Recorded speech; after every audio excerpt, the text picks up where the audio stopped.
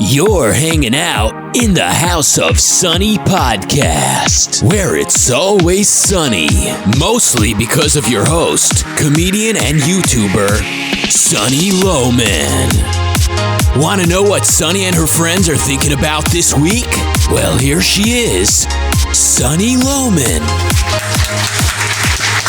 Hey everybody, welcome to the House of Sunny podcast. We're back for another show.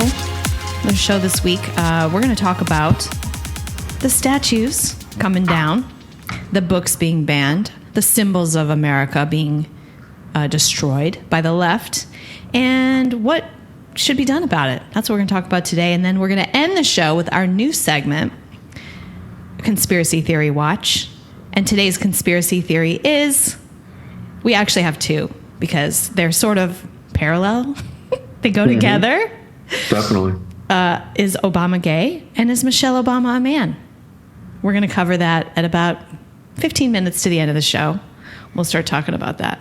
So, but first, we'll start with the symbols. As you've probably been noticing, the left didn't stop at the Confederate statues 2 years ago. Doug, I'm so shocked. Oh, absolutely. I really thought that they made this distinction. Yes, they're subtle. They're subtle people. That they had such a grounding in history that they were interested in splitting hairs over who are true American heroes and who are the villains. And that's where they would stop. It's kind of the same thing. It's the slavery issue. It's like people think that Black Lives Matter gives a shit about slavery. Right. And they don't. Newsflash, they don't. They don't care about slavery. They don't care about black people. It's just the hard communist left. What does the hard communist left care about? Well, Doug, what do they care about? You brought up the four olds. Oh, yeah. Well, if you look back, first of all, Black Lives Matters says publicly they're trained communists. We're communists. They're Marxists. Yeah. And let's just back up. Three people founded Black Lives Matters. You can Google this. Go to their website. Yeah. You will learn this. It's not a conspiracy. This is not part of Conspiracy Theory Watch this week. Yep, it's not. You want to hear our new jingle? Let's just play a little bit of it. Let's just play it, yeah. The House of Sunny's Conspiracy Theory Watch. I don't have any way of knowing the things around at that time. You say it's Raoul? It's Raoul. No, this is not Raoul. This is not conspiracy. This is. That's so she funny. said. In fact, I saw the founder yesterday on a video saying, "We're trained Marxists. We're trained. That's what we do. We're trained organizers. We're trained Marxists." That's on my page, Rational Capitalist Facebook page. Go watch it. And from the beginning, I was against them from the beginning because they were blocking traffic and they were throwing rocks at cops. And it's like, no, I don't support that. I don't care. You live in this free country. You cannot do that. That behavior is wrong. You have to persuade people. And if you can't, you lose, dude. If people don't think everybody in the country is racist and so we need to baby your ass and give you cash, you lose. You don't get to then go block traffic on the freeway. But they don't care about that. They don't, they're not looking for justice unless it's broader. Actually, what are communists even looking for? They just want to tear it down, raise up some utopia where, quote unquote utopia, where their friends are in charge and they get to tell people what to do. At heart, they're just power lusting control freaks. Well, they've succeeded in conflating concern or empathy regarding racism or racial injustice with communism. So and they say this explicitly, basically, you're either for Black Lives Matters or you're a racist. So, if you can't win, because really what they are is communists. What they pretend to be are warriors for, the moral high ground of racial justice and equality under the law. So a lot of people get duped into thinking that that's what they stand for, and to oppose them makes you a racist, and that's why they've disarmed so many people. Right. You can be for or against racism and for equality under the law and be opposed to Black Lives Matters. Those are completely, absolutely, objectively consistent positions. Black Lives Matters is not for racial justice. They're not for equality under the law. Watch them make white people kneel and wash their feet. Oh my God. Did you hear the Chick-fil-A CEO said that he would wash a black person's feet, I guess? Like, what happened to that guy? Sick. BLM is not Jesus, Chick-fil-A. Oh my God. Well, in fact, Shaun King, the BLM guy, said that all the Jesus stuff has to come down too. Right. So we started with Confederate. So the Four Olds is is it Chinese? I think it came from the Chinese Cultural Revolution. And it's their explicit statement. This is the communist playbook. This is what we have to destroy. We have to sweep all this away. It's not about the slavery or the Confederacy. It wasn't about, we're talking about 2 years ago, because they have moved on to not only every like American symbol, but just any statue. Just any symbol, any statue of any kind, except I suppose the Lenin ones are still up, if there are any of those. Remember how we were told, and this is what pisses me off so much, is about these right-wing people who do not see the forest for the trees. We were told that they're going after problematic aspects of American history, right? The Confederate statues, and supposedly that's what this was about. And obviously they're not trying to sanitize problematic or blasphemous aspects of American history. They're trying to destroy and sanitize American history as such. They want to wipe out everything about America. And this is what the Chinese did in the Cultural Revolution under Mao. And you can go read about this in the 1960s. The Red Guards, which killed somewhere between, they say, several 100,000 and 20 million people by estimates, they destroyed cultural artifacts and the entire history of China was raised by the Red Guards. And the Four Olds study you referenced were customs, culture, habits, and ideas. Yeah, those were the Four Olds. Culture, customs, habits, ideas. Other like than that, what the hell is left in your life? My habits are like my daily routine, gone. It's really Big Brother. It's just, we will tell you exactly what to do every day, all day. And by destroying someone's history, you are making them pliable, because they no longer any attachment. They're no longer tethered to any cultural traditions, their ancestry, ideas about their founding, even, the legends and stories and heroes or villains of our past, which we learned from, that's gone. You're just ready to be the new man, capital. I have been thinking about this a lot. And we talked about this last week when we discussed you pushing back in your art co-op about, how they were doing. And this idea, how most people, we just kind of want to do our life and we don't want to push back on these people. And as a result, that's how they've taken over. And then I think about kind of what it does to your soul too, when you let the worst person kind of take over. And when you're watching this stuff and you're helpless to do anything about it.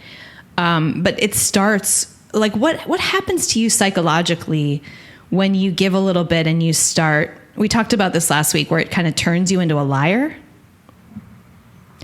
and you don't dare assert what you really think, and I'll give them the statistics to prove that what they're doing is wrong, or I'll give them the sort of safe argument. I'm not going to say Black lives don't matter. Whereas, I think I said this in a private group. And by the way, I don't mean to say Black lives don't matter. Like, I'm totally going to get hate mail. What I mean by that is, let me elaborate. If Ayn Rand were alive today, she would say something like that. Because for her, it's not about race. She would say individual lives matter, not black lives, not white lives. It's not about skin color. And whether or not an individual life matters to you is the important thing in the context. Like, I don't join these causes like Black Lives Matters, even if it was about slavery or whatever. It's unless it has some context that affects me in my life. Why would you... Oh, can you guys hear that? What's that? Electronic toys being played very close to the closed door of my... Kid sounds? Can you hear the kid sounds? Nearby. So, you know, she would make some sort of bold and like when Candace Owens came out and said, George Floyd was a career criminal and a thug. Let's not elevate him. He's not a hero. He shouldn't be a black hero. That took a lot of guts. That took, you know, that's the kind of bold thing that a person says when they're not a liar. Like, she speaks exactly what she thinks. And every time you say, well, you know, like what, like your thing with the art and how you were thinking, well, maybe, you know, I'll tell them it's like illegal or whatever. And then you changed your mind and you're like, no, I'm going to say I don't agree with this. I don't agree with their positions. This is rage art. You know, you were like, you said some great things that were morally opposed to the whole endeavor. Not just, oh, well, if laws were different, it would be okay. Yeah, which is like, yeah. Like the Confederates, you know. Yeah, and I think every time and that's how they win. And actually, Victor Davis Hanson said that on Tucker last night, that that the problem is that you say, well, no, the statues are wrong, the Confederate statues are wrong, but the mob isn't okay. We need to go through the city council. But now you've conceded that the statues are wrong, so why not tear them down? Exactly. And so the question is, are the statues wrong? And it's not just that, but do you let the left have an inch at this point? And we've let the left take over our society. We are on the brink. They shouldn't be able to get anything right now. We should be standing firm against every nudge that they're nudging and say, no, you can't have that. You can't have anything because you're insane. We know what you're after. You're after crushing America, and we're not going to let you do it. Absolutely. And who's saying that? You know, we've got Tucker, Candace Owens. If Jordan Peterson ever comes back, I think he'll say, this is the communist modus operandi. Watch out, because he knows a lot about that. He's like, that's one of his specialties. And if we had any defenders at the Ayn Rand Institute and places like that, or in the libertarians, they're the worst. They're hopeless. And part of their problem is that the libertarians, they were anti-cop before it was cool. You know what I'm saying? Yeah. They're the ones who've been filling my newsfeed with cop brutality videos for 10 years. They're obsessed with it. And I had a meeting once with the head of Reason, and we were talking about making videos. You know, I was like in the middle of my video making career, and I was looking for sponsorship, and I had a meeting in his office, and he said to me, well, if you do like journalism, man on the street cop brutality stuff, I'm interested in that. Ugh. I'm like, no, I don't do that. Like, what? That's all you want? Like, it was something like, that's what Kennedy was doing. She was like out on the street filming stuff, and then it was all about then playing the police brutality video. And yes, we all don't like police brutality, but they were really creating the sense that it was so widespread and everywhere that cops were just these really dangerous people with power. Mm-hmm. So that was the libertarians. Yeah, I mean, we do have some good leadership in the pundit area, but we're really lacking it politically and artistically too. I think we're lacking it, and the avenues to communication are just so narrow. I mean, I say that in the internet age, which is kind of funny. They're not that narrow, comparatively speaking. We have a lot more access than we did, And we should take advantage of that. We need to have like YouTube. I wish that I were feeling better because like YouTube comedy series and, you can do so much on YouTube, and there are YouTube alternatives too. If they take a video down or whatever, there's Vimeo, there's BitChute, there's other things. There's ways to get stuff out. If it's good, it will get shared. And so, but that's what we need. But we need the average person to speak out more and to stop qualifying everything they say in this kind of weird way, but to just come straight out and say what you think. No, I don't support Black Lives Matter. They're a communist thug organization, and they don't really care about slavery. And yes, the Confederate statues should stand because no, you can't have anything right now. Or because it's part of our history, and that is actually important. I want to read something go ahead and say something, and then I'm going to read something.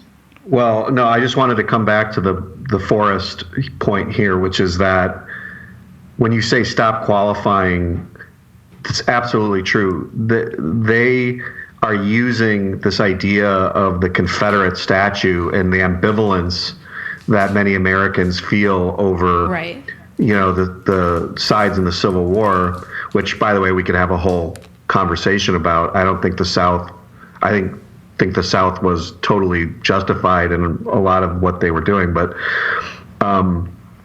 the point is that our history is our history, and they are not after splitting hairs and having some intellectual debate over the true heroism and stature of Confederate heroes or villains. They are using that as a wedge to then completely destroy American history. And because they see all American history as being racist, genocidal, blah, blah, blah, blah, blah. Just the look at 1619. That's what the 1619 Project is. America's a racist country built on the backs of blacks, built on slavery. It's irredeemable. Irredeemable. It needs to be crushed. And we need to destroy society in this anarcho-communistic battle. And then from the ashes, they will fight each other over it and then go forward with the new revolution, which will be a communist society. I mean, this is what happened in the Russian Revolution of 1917. When there was originally power sharing between the sort of like national government and these local Soviets that were taking over the cities. This is what happened in the Cultural Revolution. They crush society locally on the local level, and they destroy everything, and they foment violence and rage and destroy, history and cultural artifacts and just destroy everyone's identity. And then in the ashes, they usually fight each other because there's always communist factions. And then the most powerful and ruthless guy rises, who wins and rises. And then you got the real deal communism, with secret police and everything else. So this is the road. This is the beginning stages. And it's happened in Europe. It's happened in China. It's happened all over the world. And it's happening here. And you have to recognize it for what it is. So stop this bullshit, pussy, the Confederate, I understand, blah, blah, blah, blah. Yeah, stop qualifying. You have to start just asserting. Virtue signaling to these people. Yeah. And I think, what we talked about last week is like it does make you a liar, but more than that, like over time, it really does turn people into just complete pandering, white guilt pussies. I mean, I'm seeing this. One of the things I've noticed is that every friend I have who lives in Silicon Valley has been completely corrupted epistemologically, because I think Silicon Valley is one of the worst in terms of like spin and phoniness, and everything there is fake. It's like a weird autistic nerd's way of this is how I should say things so that people will give me money and buy my product. Mm-hmm. And it's fake, and everybody does it. It's this cultural thing there now. And even just the cadence of how they talk, it's so icky. And all my friends I'm sorry, friends, if you're listening, but like most of them were BLM supporters, like full on supporters, raising money, going to protests, making statements. Made me sick.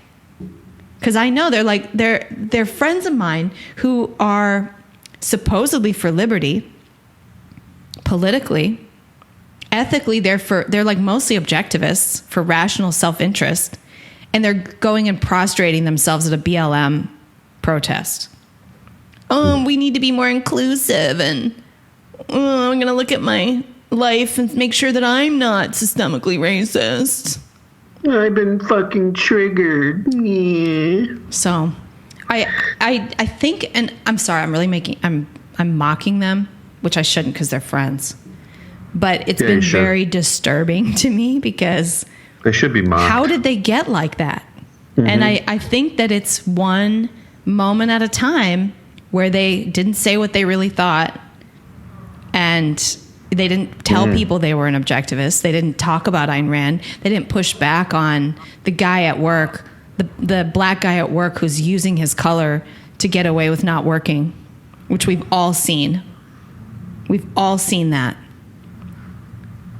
And so, it's moral cowardice. It's moral cowardice, and it's lying to yourself, and it has a psychologically devastating impact over time. And, I've seen friends of mine that are, wealthy people or whatever, and they have to hush and whisper in those circles. And I'm like, what are you doing? You need to stop hushing and whispering. We could lose why do you want to be wealthy in a fascist society with concentration camps? You have to lose your jobs. You have to lose your funding. You have to lose your positions. You have to set up your life so that you are pushing back and surrounded by people who appreciate who you are and what you think.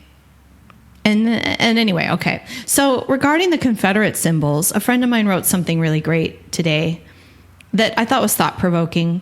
He put a picture of the Dukes of Hazzard, which is on the chopping block. He had a Dukes of Hazzard picture of them with the car and the Confederate flag. That was one of my favorite shows as a kid. Such a great show. A show about people defying the government. Yeah, man, Boss Hogg and the cops. They're fighting the cops. They're fighting the cops and City Hall every day.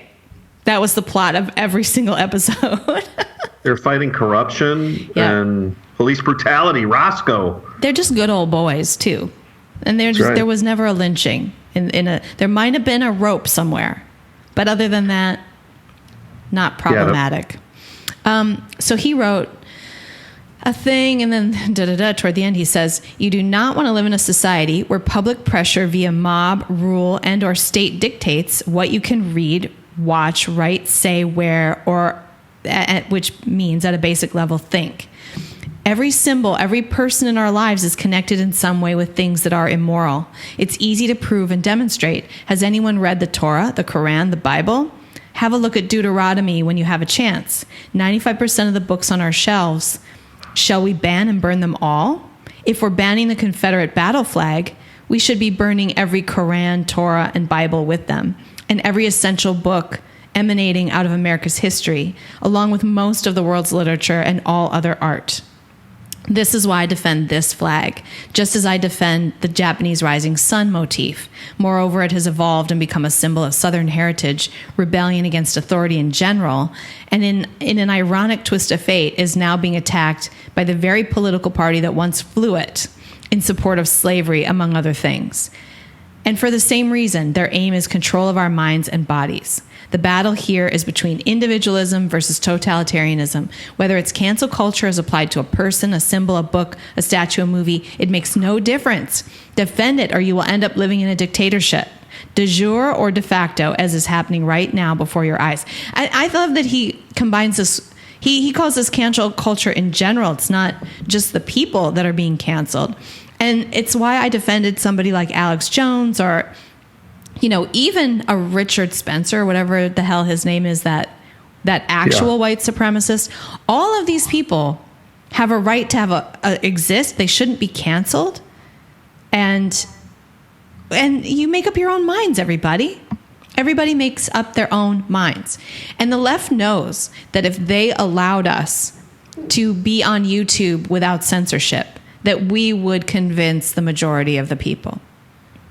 because That's we are right. the reasonable and rational ones. We're the ones, when we say something, it actually conforms to reality and people can see it for themselves. You know what's ironic too is if you wanted to burn one book that is responsible for the most deaths in the 20th century and unspeakable human death and misery, The Quran. Marx. Oh yeah, for sure, Marx. You know, But that's like, the thing. I mean, we're seeing that too. We're seeing a lot of people on the right starting to say communists should be banned. They should be, and I think if you're in a war, yes, it's just like when we were in World War II, we didn't let German citizens come in without knowing that they were on our side. Right. No, if you have state sponsorship and everything, that's a whole nother story. Like if you've got a serious military movement, trying to overthrow the government, I think the government has every right to stop it. But if we're battling Antifa, we don't let them spew their propaganda out on our side. Right. That they're really, and you have to essentially declare war. Yeah. But, I want to make one quick point, which is that regarding history and the monuments, history is a set of facts. It's not a trial. History, if you're offended by history, good. Then be better. Do it better. Right. We're looking back at history and saying, what did people think before? How did they act? What happened? And let's learn from that. You know what? If you don't like it, good. And part of the reason why they don't like Gone with the Wind is that it's a mixed. It gives both sides. It doesn't give both sides. It's the story of life in the South at that time, which was very mixed, and it glorifies the South while simultaneously you see this sort of tearing down of it in this future. It doesn't shit on the South, but it goes through the process of the slaves being freed and the people sort of figuring out how to live with that or not figuring it out. And those are complex and subtle meanings, which we get from fiction and we get from actual history. These are Americans. And these are people who live, not Gone with the Wind people, they're characters, but the statue of the soldier who fought in the Confederate War, that's a man who died in this country, an American citizen. And, I think you could consider that person a hero. You'd want to know, why did he fight? But why did he fight? Yeah. Right. It's when you look at history, there are subtle and complex factors that drove people to act and risk their lives to support certain causes, and to understand that is critical. And when the left tries to tear that down or wipe it out, it's so that they can then supplant that complexity and that nuance and those ideas and those factors with their own interpretation, which is fucking idiotic and stupid. That it's just Americans are either racist or you're not. That's such a stupid and superficial understanding of really complex situations. Like when you go back to the history of the slave trade and the founding of America and the colonies and what was going on in Europe and in the various colonies, throughout Europe and what happened in the 19th century and states' rights and so on. What about having a statue of Robert E. Lee, the Southern general? I mean, or let's take a real slave owner, let's take the when they said, I'm going to sell you down the river, that expression. Yeah. That was, now it's different, but back then it was, you didn't want to be sold down the river because the closer you got down the river, like the worse the plantations got and the more miserable and like the more horrible the masters were and things like that. Well, everyone in America was a slaveholder at one point, just about. So let's take the worst guy, like the Leonardo DiCaprio character from that Quentin Tarantino movie, where he's just evil. He's just an evil slave owner. Mm-hmm. And there's a statue to him in a park, and they want to tear it down. Like, what do you say? Well, again, if if we had a free society where people were rational and sane, and we had the proper understanding of the nuance of American history, and someone in an isolated case said, hey, look, I've researched this, and this person is, here's all the facts, and here's the story, and here's why, and blah, blah, blah. In that context, I'd say, okay, well, that's a good argument. Maybe we shouldn't be displaying someone like that. But that's not what's going on, obviously. So you'd have to have a very limited and very narrow and a very highly nuanced and expert understanding of the particular history and what it means and why there was a statue in the first place. Like, who put that statue up? Like, what were the people that put that statue up thinking when they did it? Like, why did they extol that particular individual? And what was going on in their minds? Just the fact that someone thought enough to do a sculpture and put it somewhere, and that some town or whatever. That's kind of what bothers me too. This is art. That needs to be understood. Part of it is that it's all art, and I don't feel like even offensive art, and offensive in the sense that, when you go into a museum, you see all kinds of art, sculpture that has stories with it from out of the past, probably different sides of different opinions that we don't really fully understand or relate to at this point, and you just look at it as a sculpture for the most part. And some artist had an interpretation of an event or historical figure. Somebody had to make that thing. That's art. And someone made it. Yeah. That bothers me more than anything. Like, leave it up. We don't necessarily need to know who the guy is either. Like, it's a sculpture in a park. I don't know. But history and art are not trials. They're not vehicles for us to express our modern morality through. They're artifacts. Artifacts from Egypt or ancient Greece or from the Renaissance or whatever came to us and have been preserved for a reason. They were created by human beings for a reason. So whatever it is, whatever that symbol is, the first thing you do is understand, like, why did someone take the time to make that symbol? Like, what was it about their time that we should appreciate or understand? Or maybe vilify, maybe, you go back to horrible periods of human history and someone made a symbol of Mao, or of Ivan the Terrible, or, like some horrible Roman emperor. Yeah. That emperor, and Genghis Khan, or like 87 AD was terrible, so we need to tear him down. Yeah. No, you don't evaluate history that way. Someone made a symbol, and we go back and we understand, well, what was going on in the Roman Empire? Yeah. What was the context of when these people were alive, and why was that symbol made? Well, maybe the symbol was commissioned, which it probably was, by the emperor himself, and he forced slaves to make a sculpture of him, and look at the pyramids. The pyramids were created by slaves. I mean, these are all artifacts and monuments to a past, all of which is mixed. We had slavery from the cavemen through about 150 years ago. And then, and there's still slavery today in Africa. You know what I'm thinking? Millions of people enslaved. So it's kind of like the paleo diet. Since it's been around so long, it's probably good. It's probably, right? There's something about it. There's something about it that's awesome. Having a slave. Something's been preserved for 1,000 years.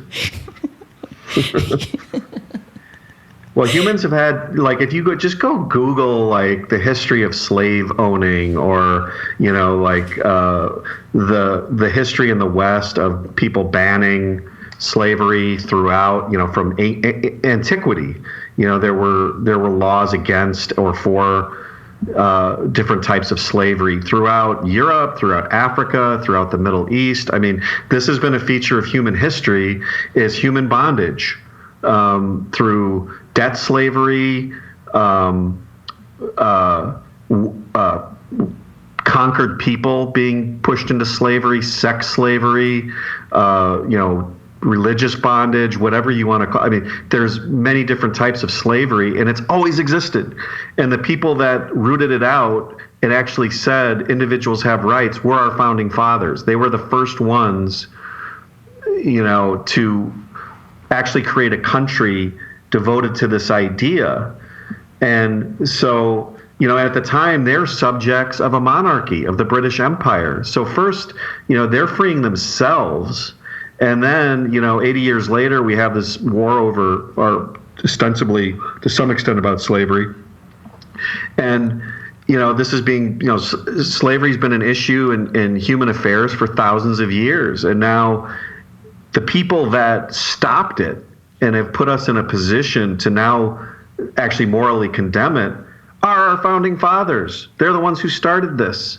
It's all the millions of people throughout time. I just feel like that's not even relevant. I feel like we're getting bogged down in that, and just who they are the great. And then they're even tearing down statues of people who were abolitionists.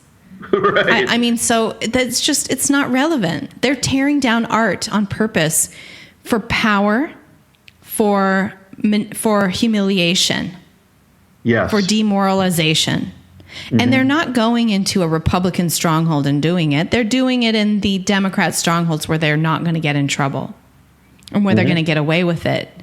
And shame on the citizens in those districts that are allowing it to happen. The useful idiots on the left, God, they pretend they care about people. I care about people. One thing that really disturbs me is people are looking out and seeing all this anti-white rhetoric, and it's like we're okay with that. We don't want to say anything too strongly against that, because if we say this anti-white shit is going to lead to concentration camps and genocidal behavior, and certainly violence and murder, and that's racist. You're a white supremacist. If you're worried about white people, I'm a tribalist and a collectivist, because I'm looking out and seeing that all of there's a ton of nasty racist rhetoric against people who share my skin color. And so I'm worried about that, and I think we need to start speaking out about that especially. You're so right. It's almost like Islamophobia, where it's like all these Muslims, like, we had the 9/11 and, these Muslims are attacking us. And then you say, well, it looks like Islam is like trying to kill us. And then someone calls you an Islamophobist. Yeah. Or Islamophobe. No, phobia is an irrational fear. An objectivist calls me a xenophobe, because I don't think we should let masses of Muslims into the country. I mean, when people are trying to objectively, you've identified a real threat, and they're making it about race and saying, well, if you're white, I saw a tweet yesterday that said, if you're a pregnant white woman and you're going to have a white boy baby, just go to Planned Parenthood.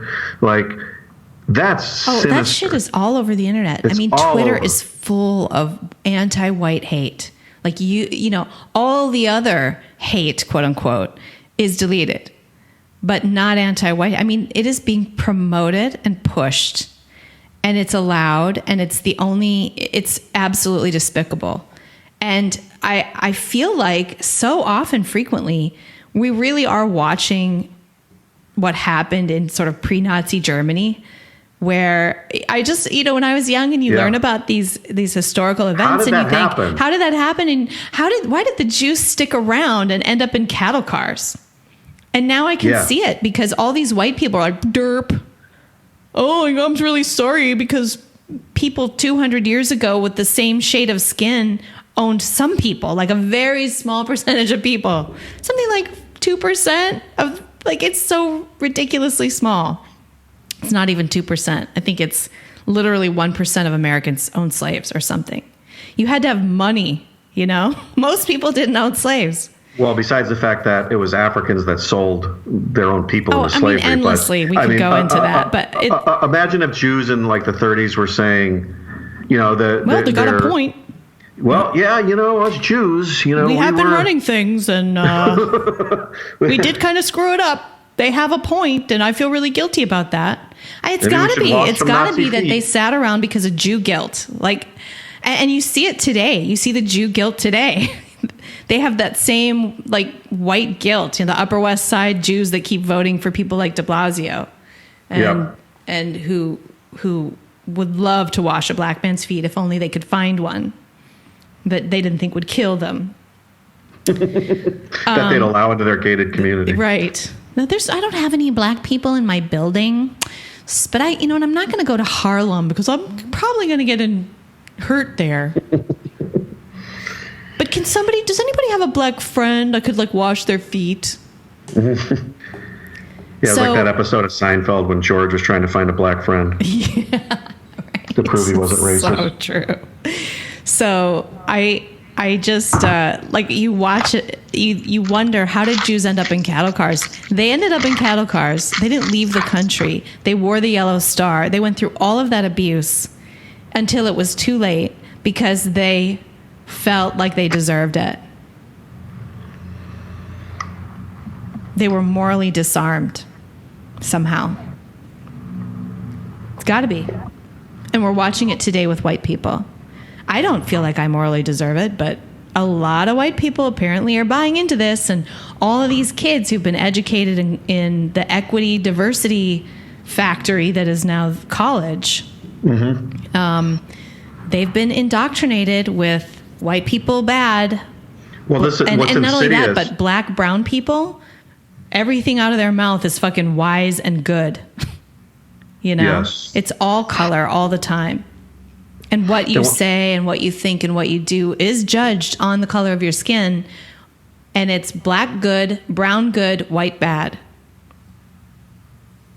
And they've reduced it to the physiological level, which is so insidious because I think they've recognized the holes in their theory about, racism as a choice.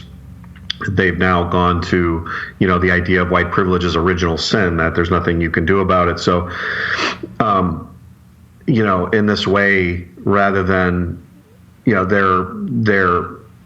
it's become a religion. In that way, it's a religion, and it's the only way to fight it then is through force. Ayn Rand's faith and force. Once you adopt something as an article of faith and you accuse someone of sin that's beyond their ability to control, which is a contradiction because something can only be immoral if you choose it. But if you say someone is immoral by their nature, how do you fight that? I mean, that's like the Muslims, saying infidels. You're an infidel. If you're not a Muslim, you're an infidel. And although at least in Islam you can, I guess, become a Muslim. In this case, you can't even become one of them. You're just permanently scarred. You wear the scarlet letter if you're white. You're physiologically incapable of rectifying your sin and your flaws. And so what? Well, they're not telling us what. We know what is. What is, you need to go. Right. Right now they're saying you need to shut up. Well, or you need to give us money, or you need to patronize our businesses, or you need to give us reparations or whatever. But what's after that? Right, absolutely. And what's after the statues? It'll be the books and the art, and then it will be the people.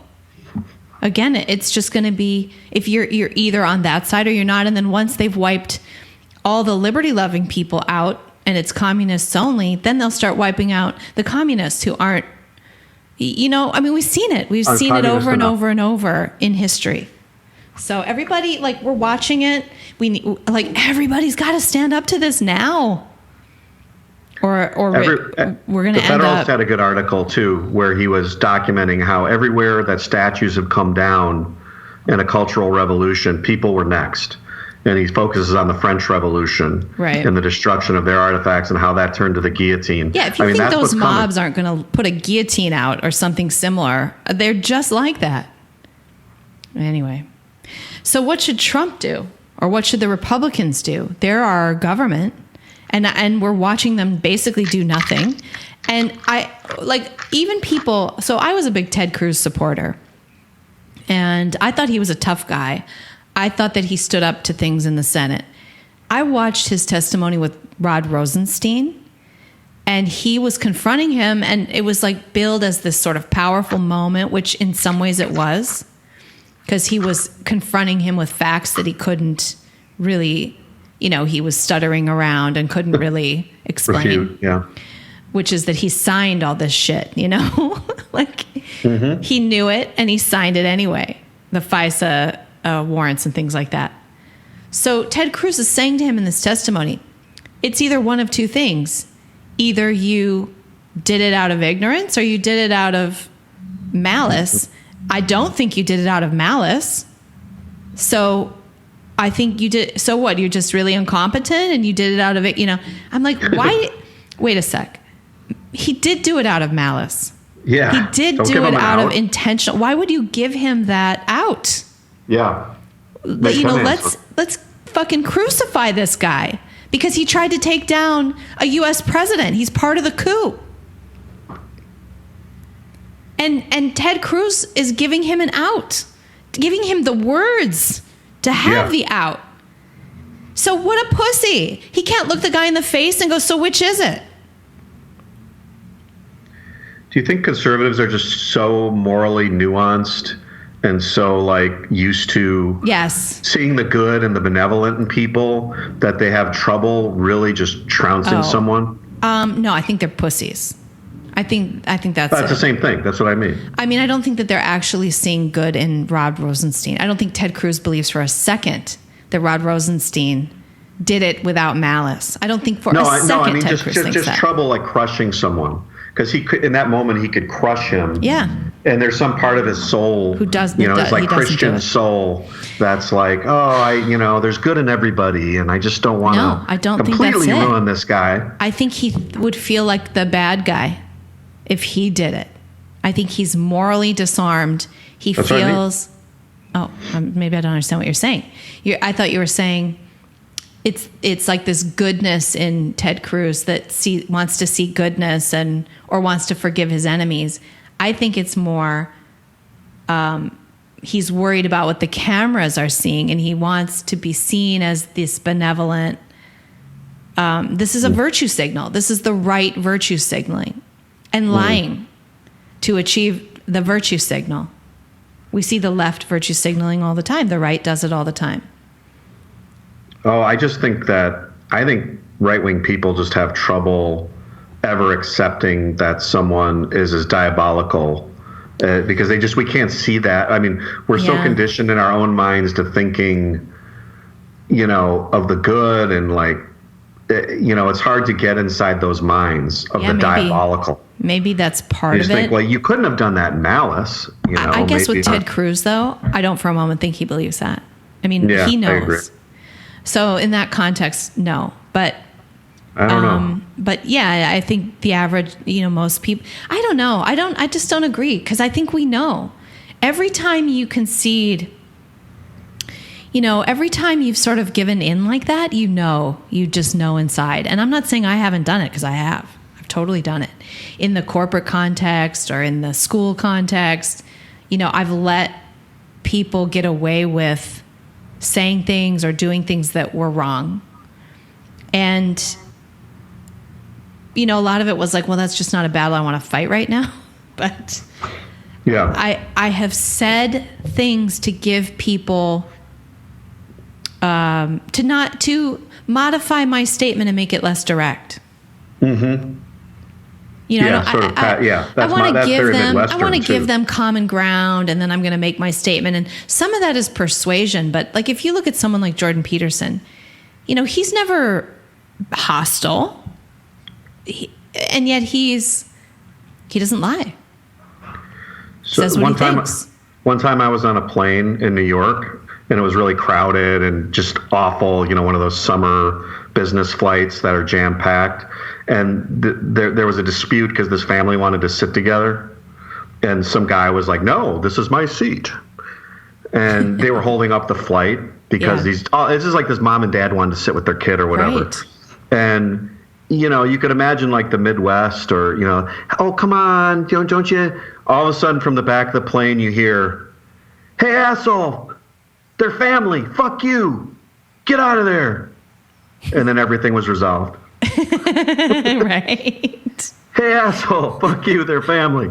It was done. Yeah. Problem solved. Right. That's all that needed to be said. Someone just say it. Just tell the truth. And we all have to start doing that. When you get that feeling where I'm qualifying my statement too much, I'm giving too much ground, I'm saying I'm giving them common ground. They are not in that mode with you. You just tell the truth. Just say what you think. Actually, it doesn't matter what their mode is.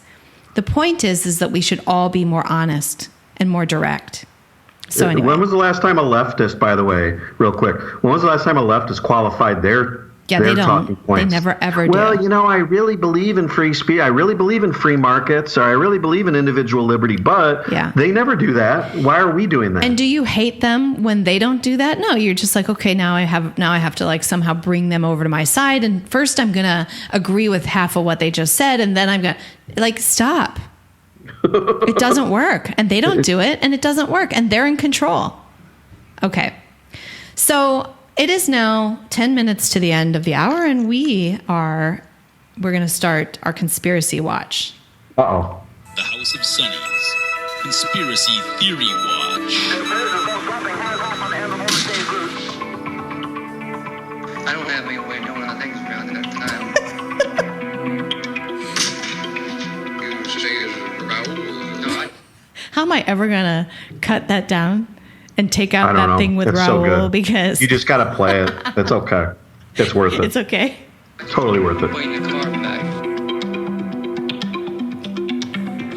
So you heard all this confusion? All this confusion? This confusion? Confusion? Beautiful. Confusion?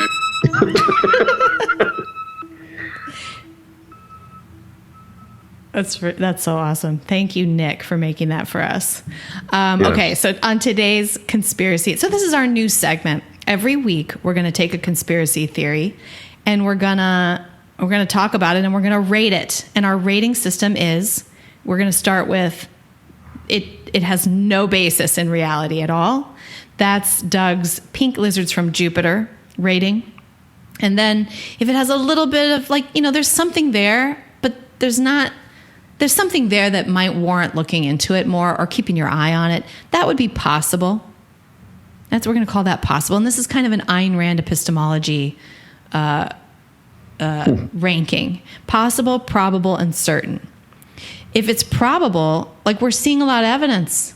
We can't be certain, but boy, there's a lot that makes it seem like, and there are conspiracies out there that we'll talk about, I'm sure, where it will be impossible to become certain about it because the evidence has been probably swept up. Mm-hmm. And so we only have these things, the circumstantial evidence that leads us to, that's probable. Yeah, well, there's no video, Well, you don't need a video somewhere to be certain, but yeah, Well, that's what I mean, though, is that I'm just as a metaphor, right. When you're talking about this stuff, and that's oftentimes what I feel really like these idiots. There.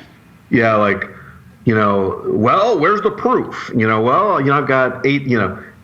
There's a lot of ways to make a case for something. You don't need the guy in video, pulling the trigger. So yeah. So then the last one is certain, and obviously that one will be that's a slam dunk. There is just so much evidence that it's true. It's just true. And I'm willing to go out on a limb and say that about some of these things. Okay, so we're going to start today. Is Barack Obama gay? And then secondly, is Michelle Obama a man? And Doug's going to take Obama gay, and I'm going to take Michelle is a man. So go ahead, Doug. Okay. Let's hear what you got about what's the evidence. I first started hearing about this with a guy named Larry Sinclair, who came out with a book and said he had a tryst with Obama, I think in the late 90s, where he was introduced to him through a limo driver. They did coke and had oral sex in a limousine.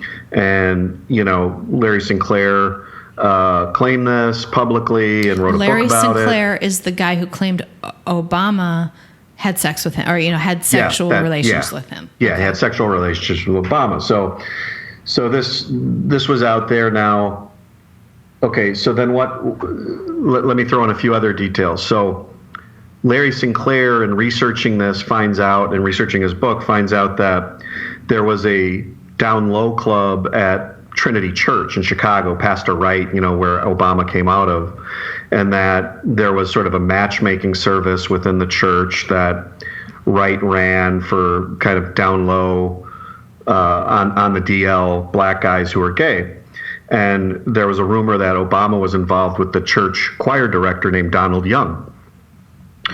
And Larry Sinclair called Donald Young, and this is about a year before the election, before Obama's first term, and said, hey, I kind of want to know more about this. I'm reasonable, blah, blah, blah. And Donald Young didn't want to talk to him. About 3 months later, Donald Young was murdered in his apartment in Chicago. There was no robbery. It was just sort of an execution-style killing. This is months before the election. So that story kind of got me interested. And then Jerome Corsi and others have written, this is on WND's site, where Corsi wrote and has people interviewed, where he's interviewing people in the Chicago gay scene. And here's a quote. "It was preposterous to the people I knew then to think Obama was going to keep his gay life secret," said Kevin Duan, who was a gossip columnist in Chicago when Obama was living in the city. "Nobody who knew Obama in the gay bar scene thought he could possibly be president," said Duan. "If you just hang out at these bars, the older guys who have been frequenting these gay bars for 25 years will tell you these stories. Obama used to go to the gay bars during the week, most often on Wednesday, and they said he was very much into older white guys. He's not heterosexual, he's not bisexual, he's homosexual." Then there was Wayne Matson, who was an NSA naval intelligence analyst, confirmed the claim, saying that it was common knowledge in the Chicago gay community that Obama actively visited the gay bars and bathhouses in Chicago while he was an Illinois state senator. They spoke to another member of the East Bank Club in Chicago who confirmed he was a member there and known to be homosexual. It's an upscale fitness club known as the gay gym. There was an activist named John Drew who went to Occidental College with Obama, who thought Obama and his Pakistani roommate were gay lovers. If you pull up the internet, Obama and Pakistani roommate, you'll see him holding hands on a couch with this guy. I've seen that photo. There was rumors swirling around Obama's relationship with his personal aide and former body man, Reggie Love. Remember that guy, Reggie Love, his body man? Love resigned from the White House in 2011 after compromising photographs of him as a college student received wide circulation. So compromising photographs of him, not Barack, but of Reggie Love, doing what? So then there was being a gay guy. Okay. Doing gay stuff, I guess. But gay stuff would be okay for Reggie Love, right? Well, yeah. I think it's an inference that they had a very tight relationship. That here's this guy who's very gay. So that may not be great evidence. Okay, got it. Now, is all of this out of that book? The one book? No. Okay. This is Larry Sinclair has a story, and then Jerome Corsi did investigative journalism on it, where he found these various people who were willing to go on the record and talk about it. It's common knowledge. In fact, I think I heard somewhere that they called one of the bathhouses the Oval Office after after Obama won. That's funny. But it was also, sort of a poorly kept secret that Obama and his chief of staff, Rahm Emanuel, who is now the mayor, or was the mayor of Chicago, were lifetime members of the gay bathhouses. According to veteran political sources. So there's this whole there's this like uber gay bathhouse scene in Chicago. Oh, they called it the Oral Office, not the Oval Office. Sorry. Okay. Oh God. So, anyways, and there was also belief, as I had dug into this, that Obama's marriage was an arranged marriage. That Valerie Jarrett, who worked, I believe, at Michelle Obama's law firm, set them up as sort of a power couple, as a beard. And she, after he lost, I believe he lost a Illinois state seat, she was going to divorce him. Like, this guy's a loser, blah, blah, blah. I can't, but she stuck with them, and, I guess they won in the end. Yeah, they got it all. So you can Google this stuff. It's, Larry Sinclair is on the record. He's got YouTube videos of describing the details of the tryst he had with Obama, where they did coke and gave him a blowjob and blah, blah, blah, and the bathhouse people and stuff. It's all out there. It's so weird how he just doesn't. And watch him throw a ball. Yeah, right. You seen him throw a ball? So gay. He's so gay. You know how I know you're gay? You throw a ball like a gay man. Do you ever? Oh, by the way, there's a poem he wrote. Have you ever heard his poem? No. So Obama wrote a poem called Pop, P-O-P. Oh, I guess I have heard that. And it sounds like it's about an older man, probably Frank Marshall, his communist mentor, or one of those guys who was sort of a drunk and maybe molested him because there's an inference in the poem that this guy, is having some sort of sexual encounter with Obama. But Obama wrote this poem. So it's creepy, man. Okay, so what's your verdict? Pink lizard from Jupiter, possible, probable, or certain? I say certain. Okay, certain. We have multiple sources. We have people on the record, eyewitness testimony, and much of it. Yeah. We don't have. We have a photo that's somewhat suspicious looking. But it's interesting to me that all of these witnesses keep saying, yeah, this was like common knowledge. Like everyone's kind of dumbfounded. And the reason that he could get away with it, like my natural question is, how could he get away with this? Because the media. Chicago. The media. One word. Chicago. So threats. Donald Young was murdered in his apartment. I mean, once Chicago speaks and says, this is our guy, you keep your mouth shut. And then the media would never pick this up. You would never see this in any mainstream way because the media is on the side of the Dems, So whatever the Dems do or whatever their past is, I mean, the fact that we haven't seen anything out of his school transcripts or any of the stuff you normally see with presidents. Yeah, they research is really suspicious. I mean, or speaks to how the media just doesn't. They whitewashed it. They've completely whitewashed everything about Obama, and someday it will all come out. Someday we'll know what kind of an evil person he is. What kind of I don't know what could be in his transcripts, but anyway. But he didn't go to the colleges. We're certain Obama's gay. Yeah, right. Mm-hmm. He didn't graduate. Like he's a total loser. Too busy doing coke and blowing older white men. I know a lot of people out there are saying, oh, this is just probable. But I'm going to go with certain.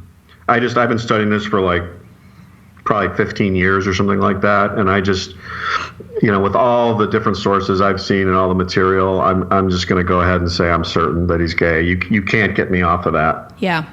Okay. All right. So is Michelle a man?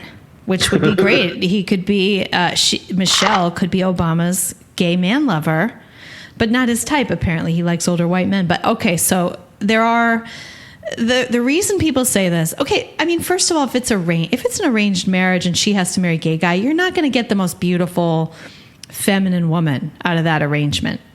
Somebody's got to be the man in the relationship. That was so homophobic, what I just said, and you didn't even catch it. No, it's not it's completely legitimate and rational. Well, apparently that's not nice to say that, so I did, because that's my sense of humor. If it's not nice, it'll come out of my mouth. Okay. As a joke, everybody. My favorite kind of lesbians are lipstick lesbians, by the way, because they're pretty. Okay. Michelle, there are many things that people say to try to point out that Michelle is actually a man. One of them is that at one time Obama referred to her as Michael. Yeah, I saw that. There's a video, but Michael. He was reading a teleprompter, and so I just think that happened. Like. He obviously that fact alone is not enough to that is easily explainable. The second one is that let's see, there's this claim that she's really this guy named Michael LaVaughn Robinson, but they just make the claim and there's actually no evidence for it. There's just it's just okay, here's what it is. We don't have any proof.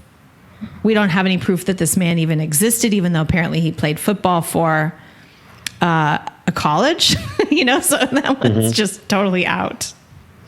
This is people reaching. And the reason that they reach is the number 3 reason. There's a strange amount of weirdo crotch shots of Michelle. Mm-hmm. So Bulges. a lot of pictures with strange crotch shots and moving video. One in particular is very disturbing. She's on Ellen. She's wearing white pants. And it does appear that there's a large penis moving around in her pants as she's doing this dance. Mm-hmm. But I'm looking at that and I swear to God it's doctored, because I've never seen anything like that unless somebody's not wearing underwear. She would have to be not, a man with a large penis not wearing underwear with white slacks. Like, why would she do that? It's just... And the other crotch shots do not convince me. A woman can have a crotch shot with some weird shadowing there just because the dress is weird. It doesn't fit quite right. And there is a little bump down. The pelvic bone is a little bump. And so, none of that convinces me. Then we get to what Joan Rivers said. This is what Joan Rivers said, because I miss her so much. Joan Rivers was like me. If it was mean, she would say it. She said, "We already have the first gay president with Obama, so let's just calm down."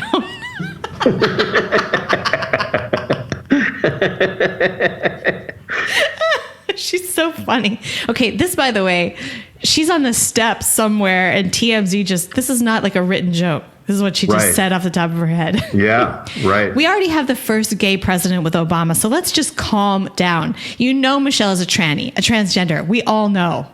She rolled her eyes and walked in the building. Yeah, and a few months later, she was dead. Right. Come on. So we're not going to base, is Michelle Obama a man based on a Joan Rivers? The most compelling thing is this bulge video. So the question is it doctored? And I really just don't have a way of knowing. But hold on. I got one other question for you, though. Did you see how the ratio... Hang on. Let me get through my evidence. The last piece of evidence. Oh, okay. I thought you were done. That she's extremely masculine physically. Yes. So including, she kind of has an Adam's apple sort of thing, and she's very broad, and she does, like, if you just kind of look at a photo of her, she could be a tranny. Totally. She's just got that very masculine look.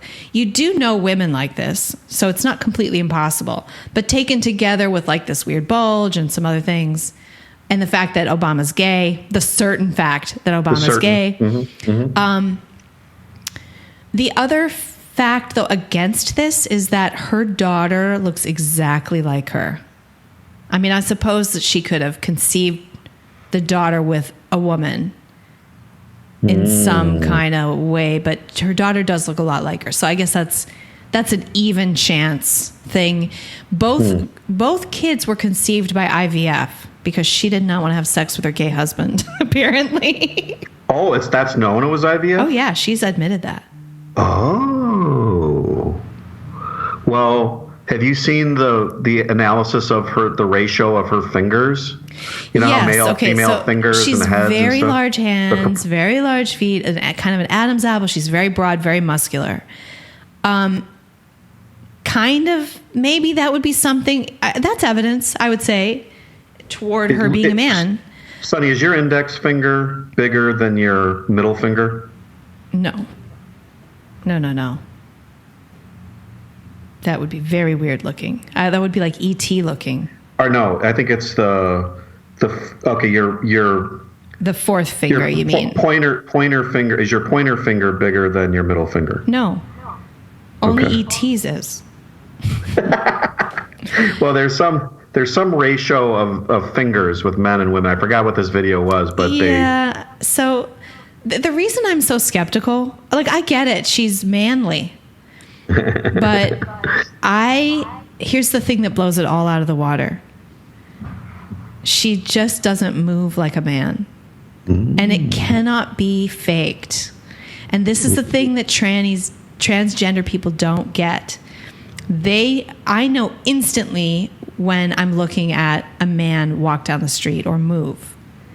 Their center of gravity is different, and you can't change that with surgery. Women have a flow. Men have a very stiff hip area when they walk compared to women. And they're more shoulder heavy, and women are more hip heavy. And when she walks like a woman. Could that be learned and faked? Let me tell you, sister. A lot of men have tried to do that. I've never seen it. Even in these really passing transvestite or transgenders. I mean, I guess if I've seen it, I wouldn't know unless the person admitted that they were. So where are you on your rating? I think that it's pink lizards from Jupiter. Oh, yeah. I think somebody's like, she's a manly woman. Obama's gay. Let's make her a man. We'll gather as much just BS as we can to back that up. And this is our theory. Like, it's literally arbitrary. See, I was on the probable certain fence. Were you really? No. I'm in the possible. You were possible? I'm not even possible, because to me, all of these can be explained.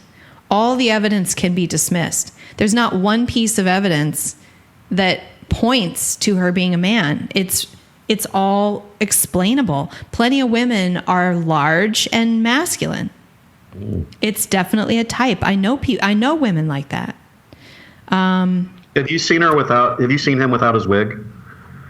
Yes, absolutely. Her. Michael. Him. I'm saying he. So I knew a woman who was a potter in Denver. He looks like Ben Vereen without his wig. To me, she looks like the Grinch. Like, that's what I see. I see this weird with the lower lip that's sort of pouty and angry, and she's got the same little forehead as him.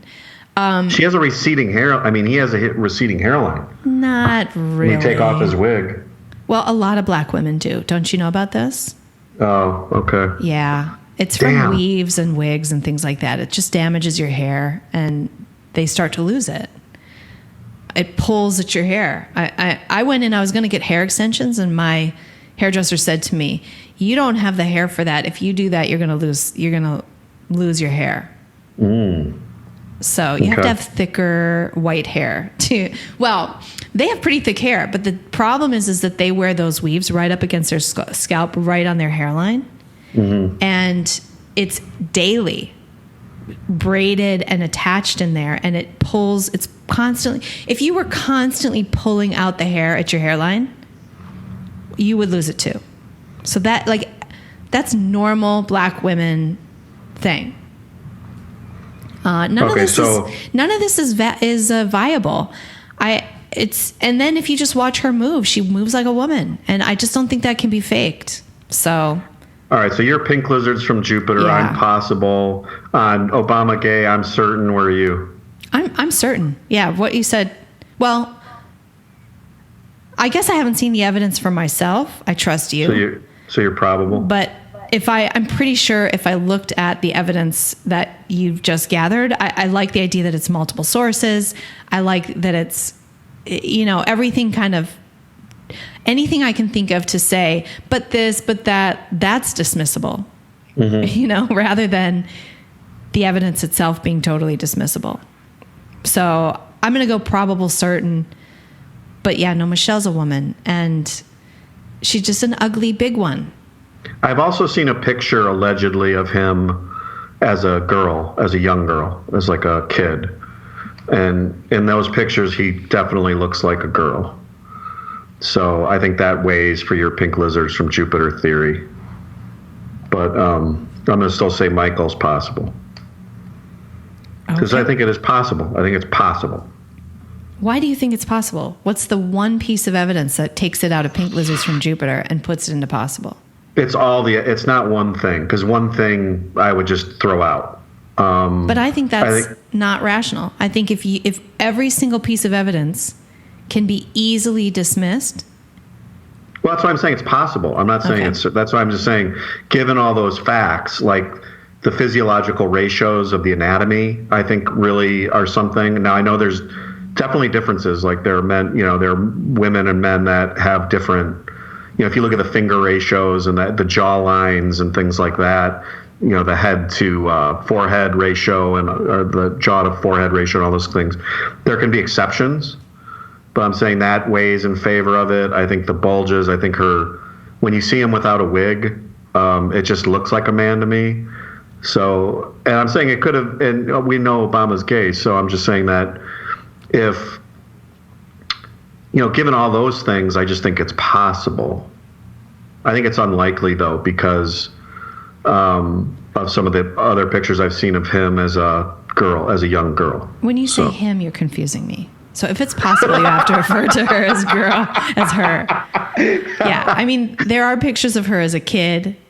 Unless her parents decided to transgender her at an early age and give her, here's where it might be possible, but there's no evidence of this. We're just making this up. If her parents decided we're going to make this boy a girl and we're going to inject this boy with hormones and start him on the trans journey, at age 3 or 4, like they're doing to kids now, maybe you'd end up with a fairly feminine man like Michelle. But again, could she have been a woman that changed into a man? What? Could she be a woman who changed into a man the other way around? What if she changed into a man later? She's huge. She's more got the base. The problem with her is she's more got that basis of a guy. Like if you turned me into a dude, I'd still be 5'4" with a beard. I'd still be like this little female so like with a beard. Zach Galifianakis. I wouldn't be 6 feet tall with yeah. So anyway, I just don't think you could do that and go to possible because it's okay. I don't know. Again, what about she moves like a woman and that center of gravity thing?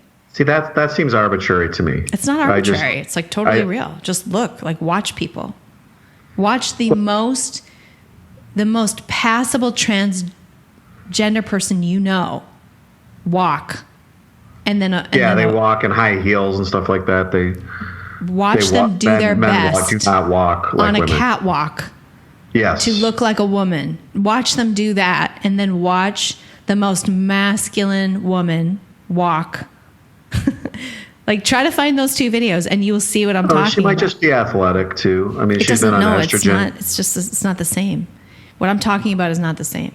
I think that's arbitrary. And I did know a woman in Denver who was a potter and her hands were like mitts. They were like freaking softball mitts. Man hands?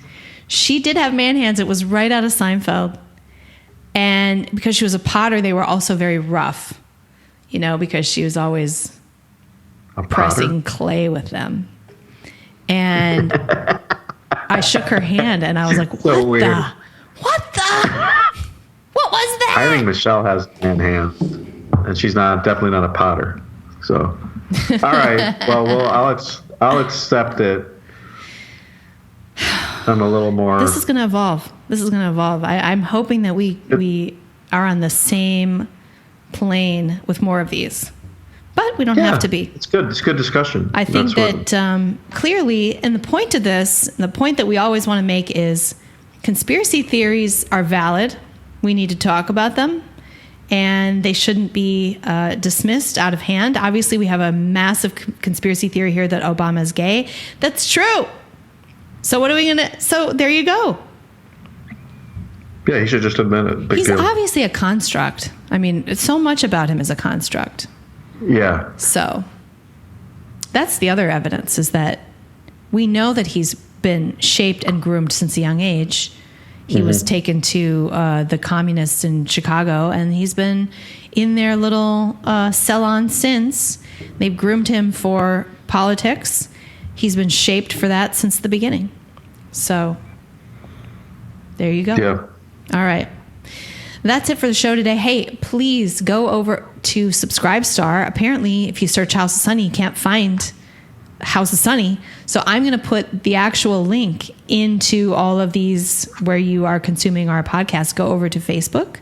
Go over to YouTube, and you will see the link to Subscribestar. You can become a member. You can join our Elite Squad on Facebook, where we have behind-the-scenes conversations. And I post some memes and news and stuff like that, news I'm reading every day.